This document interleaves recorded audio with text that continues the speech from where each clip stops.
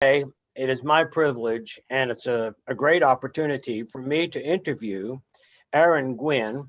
And Aaron, I want to thank you for agreeing to be interviewed, and especially about your recent novel, All God's Children, which is the winner of the Oklahoma Center for the Book Fiction Award for the 2022 or 2021 year. So the first question that I have for you is sometimes the about the author blurb raises more questions about an author. And so if you would, what are two or three things, more facts that you could tell us about yourself that would help us to get a fuller picture of you as a person and of you as an author? So I was raised on a little cattle ranch outside Seminole, Oklahoma. I was born in Tulsa, Oklahoma. I was raised by my grandparents and grew up working with cattle and working with animals on the ranch. I went to Oklahoma State for my master's degree and University of Denver for my PhD in creative writing. And for the past almost 20 years, I've been a professor at University of North Carolina, Charlotte, where I teach fiction writing and contemporary fiction with a focus on American lit. Okay. So if you don't mind my asking, when were you at Oklahoma State? That would have been from 1996 to 2000. Okay. Well, I missed you by a lot of years because Okay. I was there in 70, 72. All right. So what are some of those courses that you teach at the University of North Carolina, Charlotte? What would be a typical semester load for you in terms of teaching creative writing and teaching American Lit? So I'm on a 2-2, so I teach two courses a term, a semester, and typically I teach a graduate or upper level fiction workshop for graduate students, and I teach a intermediate course. Over the years, we've developed a creative writing program here. We're starting an MFA program in conjunction with the University of Kingston, which is in London. So we'll be sharing students back and forth.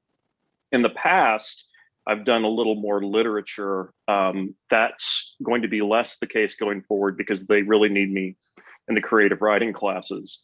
But in the past, I've taught a graduate seminar in Faulkner. I've taught a seminar in Cormac McCarthy's work. I taught a seminar in James Joyce's Ulysses one semester, which was a lot of fun. So gotten to do a bunch of different kinds of stuff.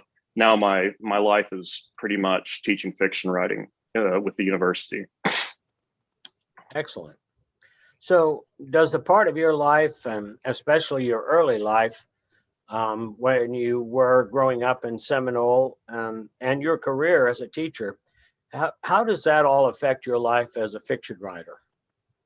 Well, it's interesting. I don't know that my life as a fiction writer is affected by my teaching and being a professor, other than it has given me wonderful freedom and stability to be able to write and funded these endeavors in various ways.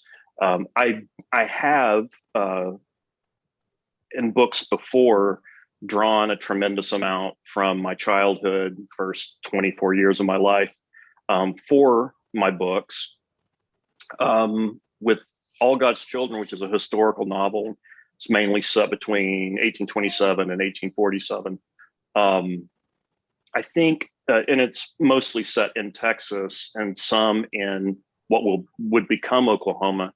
I think being familiar with that region and growing up in that region, hunting and fishing, doing outdoor stuff, definitely helped inform my sensibility with the novel and the terrain and being able to capture the geography and the flora and fauna of the region.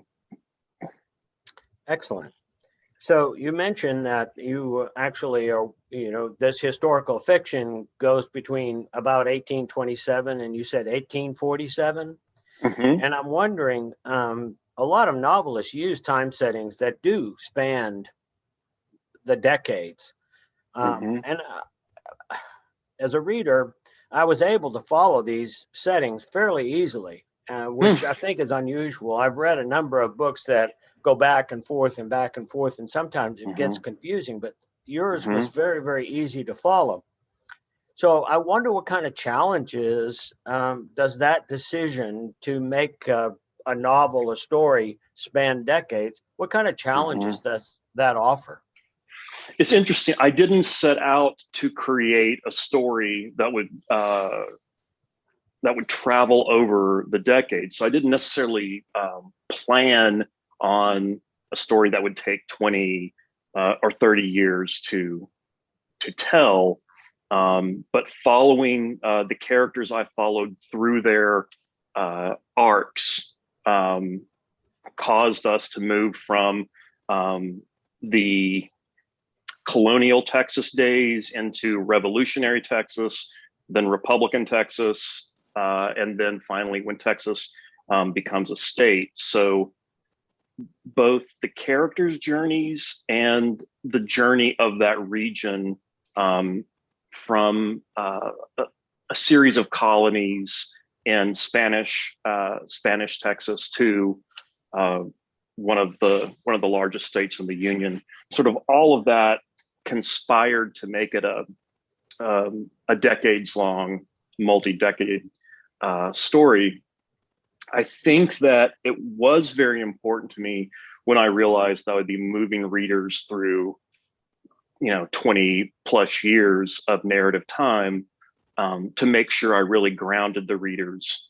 And it was important to me that the reader never feels lost and is easily able to follow where we are in time and space, because I'm throwing so many other challenging things potentially at the reader. Well, I think you were quite successful at doing that. And again, I'm just judging it by my ability or the fluidity with which I read your novel.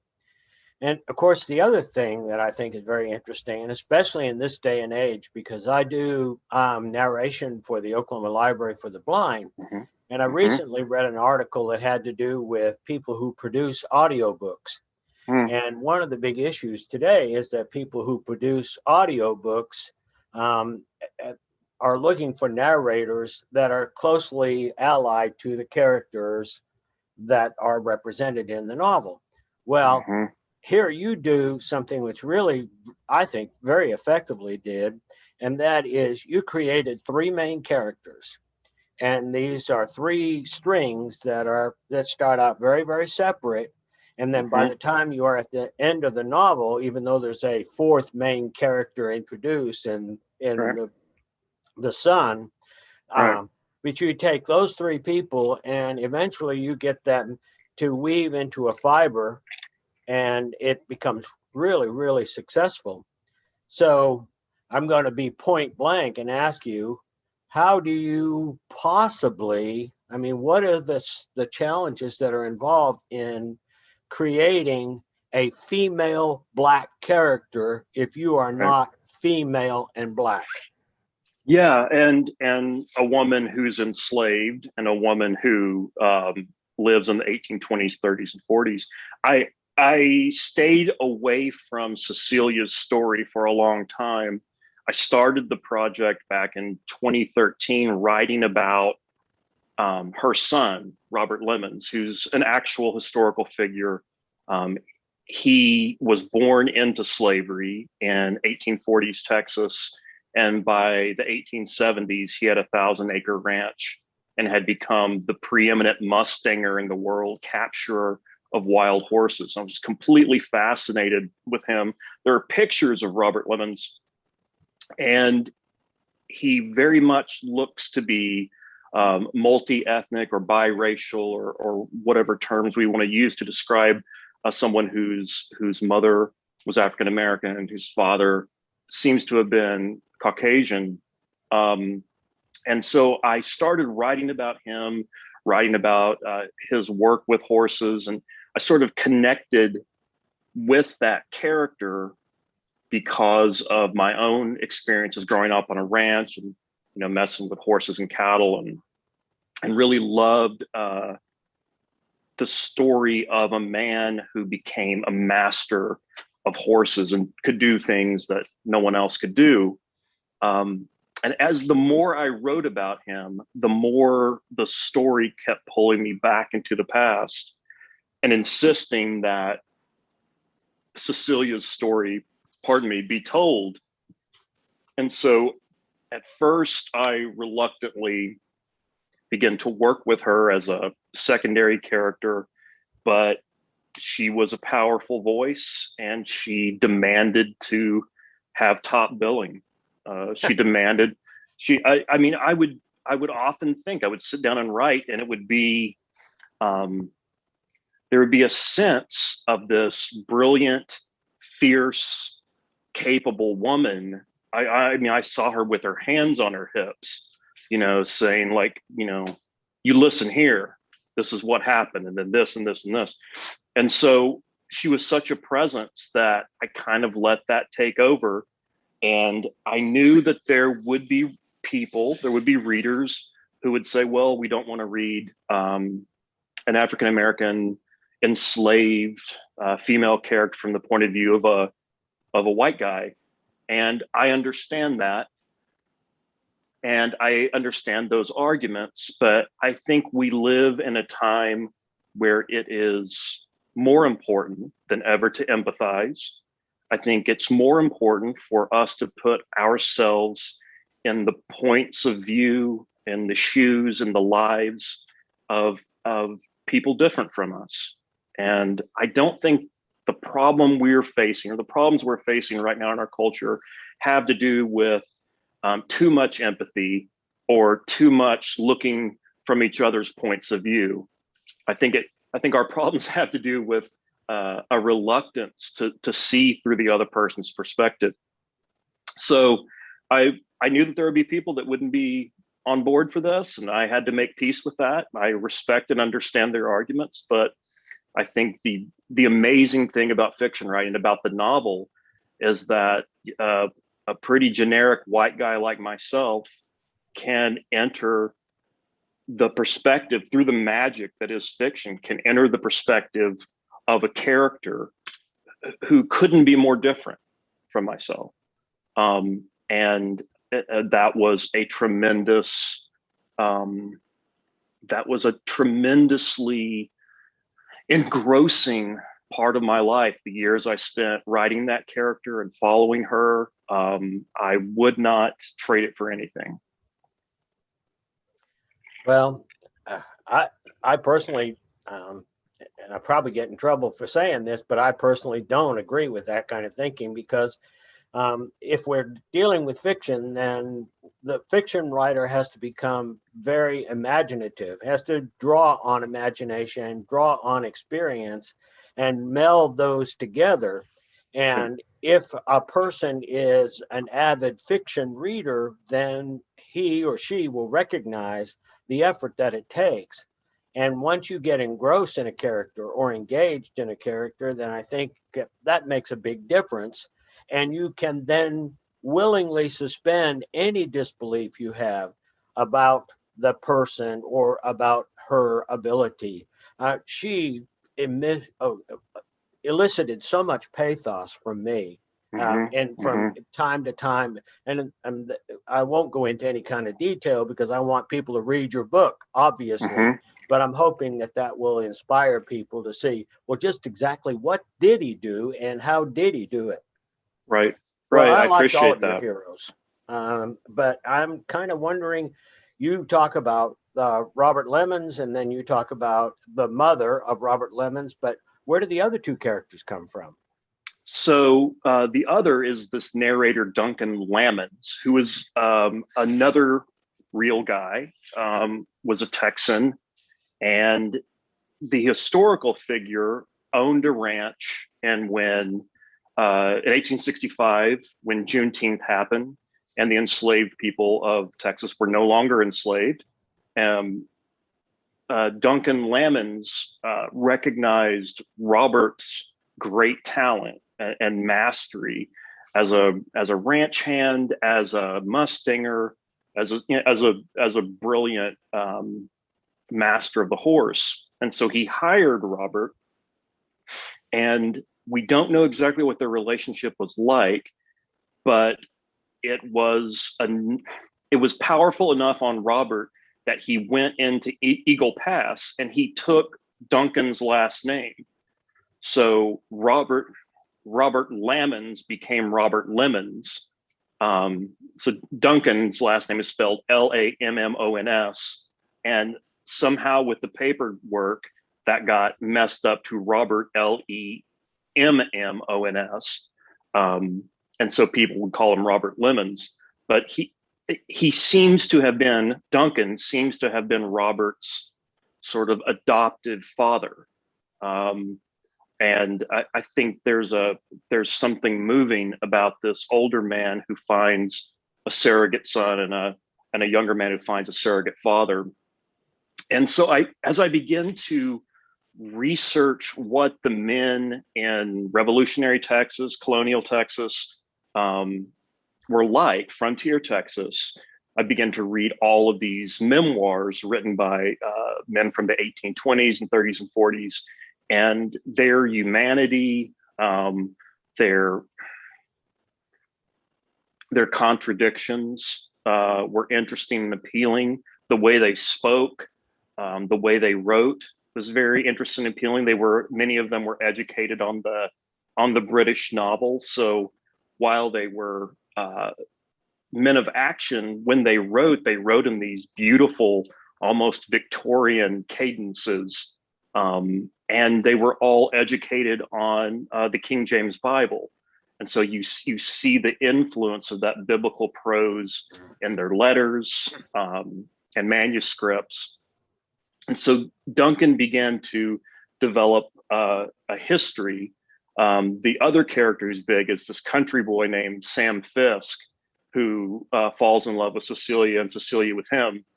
And he's a kind of invention. Well, they're all ultimately inventions, but he's a kind of pure invention. And I thought about someone who would be the kind of rough man of the frontier and sort of would be of this place. And those men are written about by memoirists and diarists and historians. It's difficult to tell sort of what they were actually like. So I had to imagine what a man of the woods who had never been to a city before would actually be like. Well, I easily fell in love with Cecilia and with Sam, and I had a great deal of empathy for Duncan and all of the characters. The pathos that Duncan elicits is very powerful, and since I've developed him from a real person, what parts of your imagination did you have to draw from to create him as a character in the book? If you knew actually there was a Duncan Lamons, what did you have to do to bring him into your book then? Gosh, pretty much everything. I had a name, and I had a place, and I had a career, and I had the things that Robert said about him, the very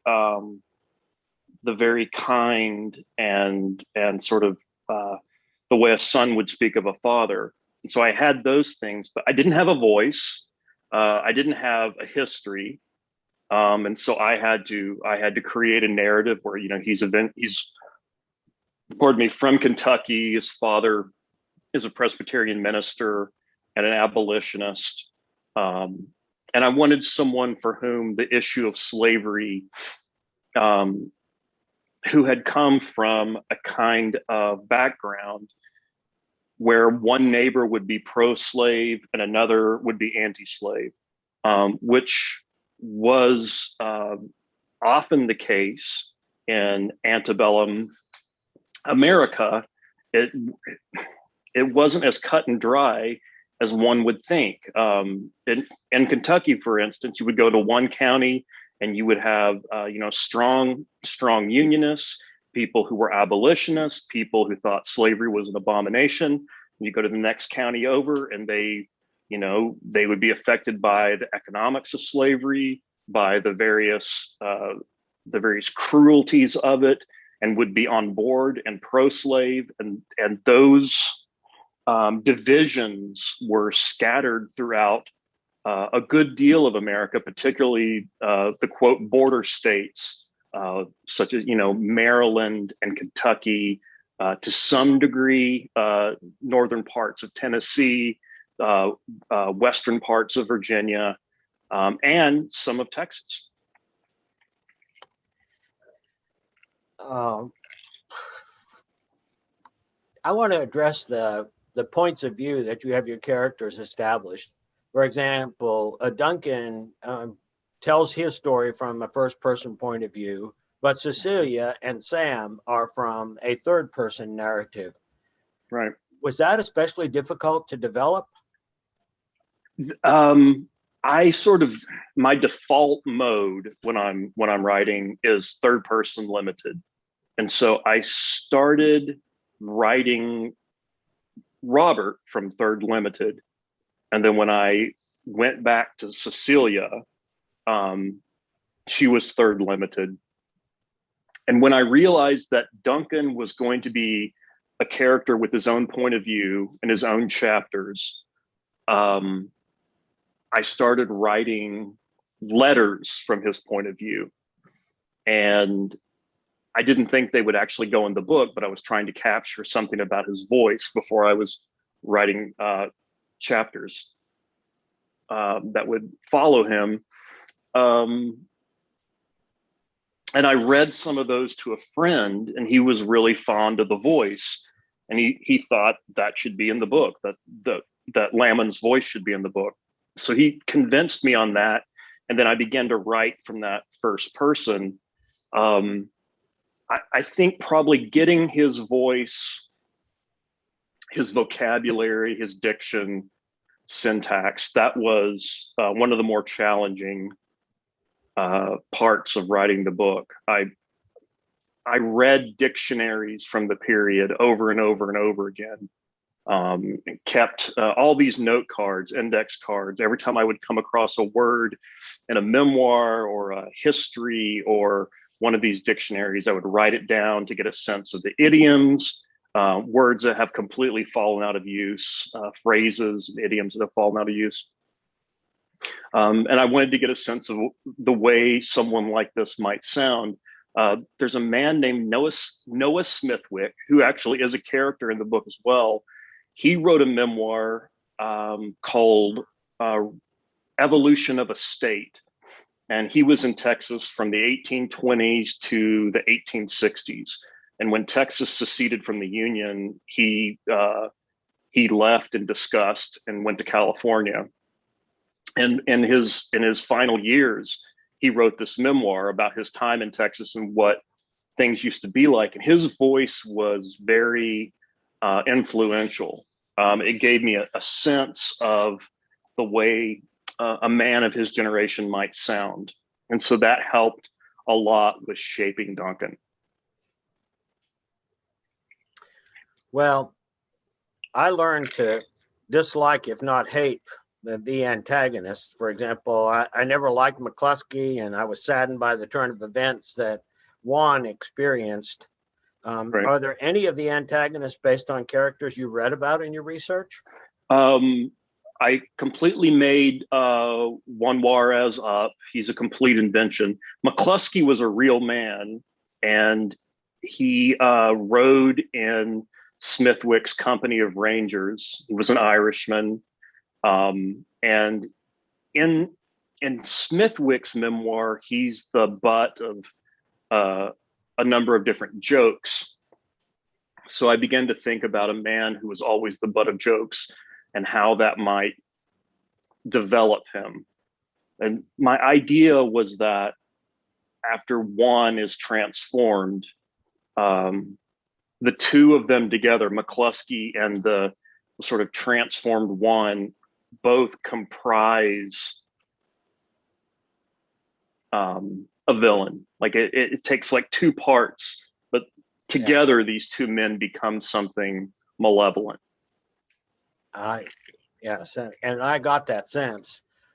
Like I said, I didn't ever like McCluskey, and I really felt badly about Juan. But when when they both turned on Sam, that to me was just a travesty.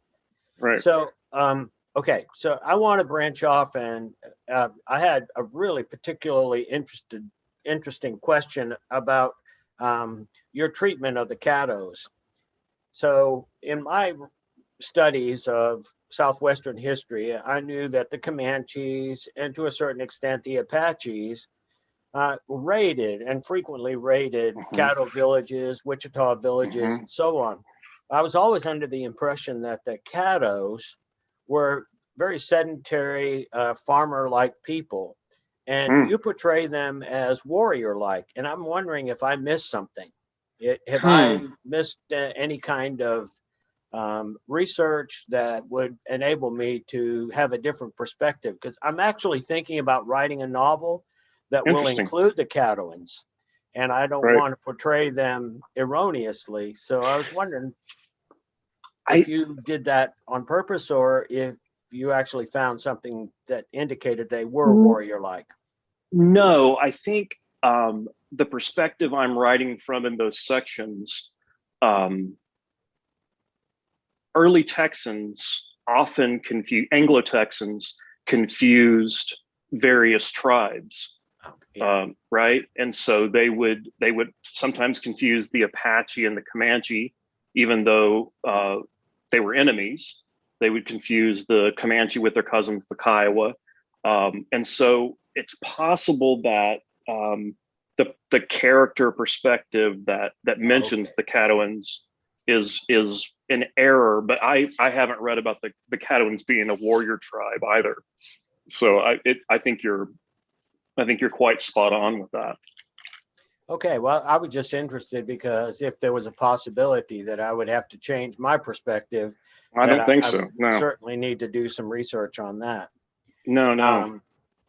I liked your book a lot, and thank you. I'm going to, as a result of this interview, and I've been holding off on doing this, but I am going to, and I've already cleared it with the girl that does the book reviews for the Daily, or not the Daily Oklahoman, but the Sunday Oklahoman, because and I'm going to write a review, and I think I'm going to use some of the information that we've gotten in this interview.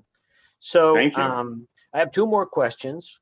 Is there anything else that you'd like to say about All God's Children that would enhance a reader's experience of the novel? Yeah, I'm always a little hesitant to say too much. I'm always happy to answer questions and to talk and address anything a reader or interviewer has to ask. I'm hesitant as a writer to try to get sort of out in front of the book or to direct a reader's attention. I want readers to have their own experience with it. And I guess I don't have an agenda other than a reader enjoying the book and hopefully having a positive experience. And if they're wrapped up in it, that's the best possible outcome for me. Well, when I write a book review, I obviously, like most book reviewers, my intention is to give people enough information, not to summarize the story, but to give people enough information that they can make a decision. This is a book I think I want to read, or I think I'll put this book aside temporarily and I'll wait for another time when I'm more involved in it or would like to read it in depth. So I understand you not wanting to get in the reader's way, but I, as a book review person, am going to try to give people enough information that would allow them to make that decision. But I certainly will encourage people to read it because I think it's a very well-written book. Thank you. Very effective in the characterization, very effective in the settings. Obviously, you know a lot about that area, and you've done so much research about the time period so that all of that comes forth and it all kind of blends together. How long did it take you to write this book? I started in the summer of 2013 and handed the book into my agent at the tail end of 2018. So over 5 years I was at it. Wow. So are you working on anything now, or are you taking a break from writing? Nope. I'm working every day. Yeah, I start immediately on the next thing as soon as I finish one. So you have several things going, or are you working Just on one one. particular? Just one. I'm deep in the next novel, and I'm seeing some light at the end of the tunnel. So Oh, all yeah, right. yeah, Well, as a poet, I know my wife will say, "Well, what is that? What are you writing?" And I said, "Well, I'm working on a poem, dear." And she right, knows when I say I'm working on a poem, dear, right, that she's going to be the first one to read it, but it's got to be right. finished first. So, Yeah, all right, right. right. Well, you know, I really appreciate the opportunity to interview you and to talk with you and to hear you Thank talk you. about your book. And I hope I haven't given away too much information about the book No, that will keep people from wanting to read it, because I think it's so well written and so well developed. It thank you. was deservedly the winner of the Fiction Award. And I again thank you so much for participating in this interview. And I hope that in sometime in the future, you have an opportunity to come back to Oklahoma and we can get together and have coffee. Absolutely. I'd appreciate that. And thank you for your time and thank you for your thoughtful comments and questions.